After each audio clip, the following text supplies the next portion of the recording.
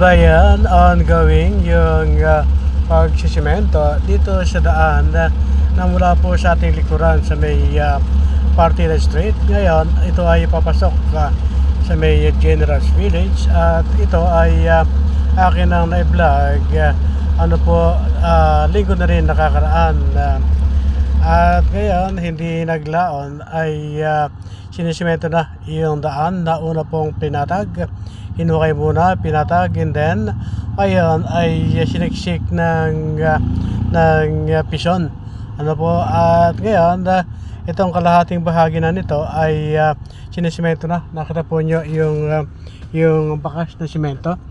Doon naman yung pinagmulan, yung daan. Ayan po yung kanto at ito sugpungan na. At kitang-kita po niyo yung sinisemento ng daan at ngayon nagbubuhos po sila upang mapahaba pa nila itong kanila binubuhusan. Almost sa pagtataya ay 500 meters na po yung nakukongkreto na sisemento at ito ay kasalukuyan binubuhusan din.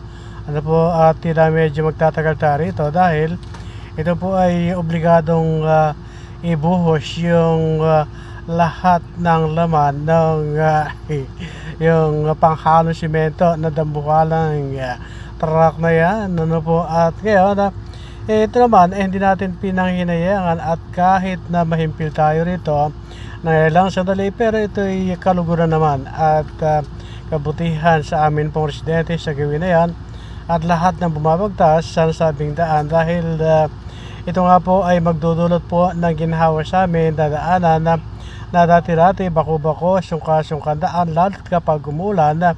Ngayon po yan na po yung talaga namang katunayan na sinisemento na yung daan. Nakita nyo, binubusan na yung karugtong nung nagawa ng isang araw. So, yan po muna ating update mula sa pagkakataong ito.